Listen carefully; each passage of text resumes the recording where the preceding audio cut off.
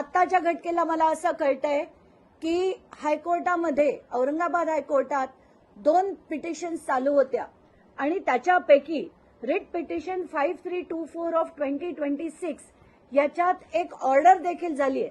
आता त्या ऑर्डरला मधला महत्वाचा भाग, आता हे काय होतं केस अशी होती की आपली जे रॅशनचा माल इकडनं तिकडे पोहोचवण्यासाठी ट्रान्सपोर्ट कंपनीज असतात, यांना त्याच ट्रान्सपोर्ट कंपनीजना पुन्हा तीच कॉन्ट्रॅक्ट्स मिळत होती असा आरोप होता.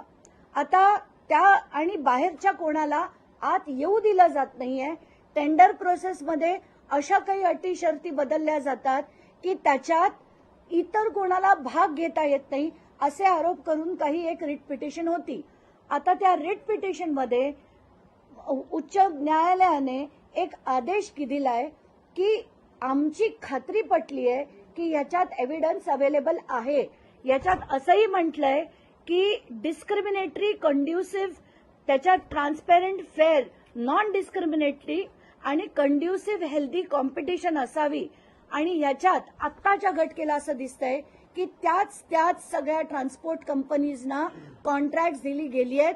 त्यामुळे याच्यात कुठलीही ऑर्डर पास करण्यात येऊ नये. टेंडर प्रोसेस केला तरी ठीक, पण कुठलीही ऑर्डर पास करण्यात येऊ नये. पण आपल्या राज्यसभेची घाई झालेल्या छगन भुजबळांना बहुतेक वाटत असेल की हे ऑर्डर तात्काळ पास करावी, कारण त्याच्यातली अमुक टक्केवारी कदाचित यांना मिळणार आहे. याच्यात कोण कोण आहे ती सगळी नावं सुद्धा मला कळलेली आहेत. पण आत्ताच्या घटकेला हात जोडून राजेश अग्रवालांना विनंती आहे की कुठचंही खरं तर टेंडर सुद्धा करू नका, in the best interest of justice.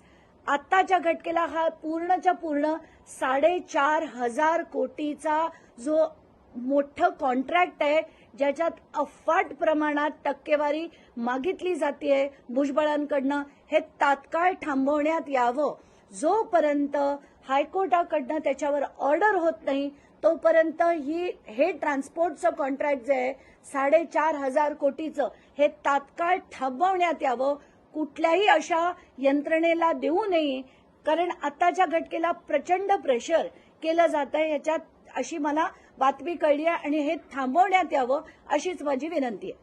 नाही, आताच्या घटकेला खूप मोठी आहे, पण उगाच काही आकडे फेकणं ही माझा स्वभाव नाही तो.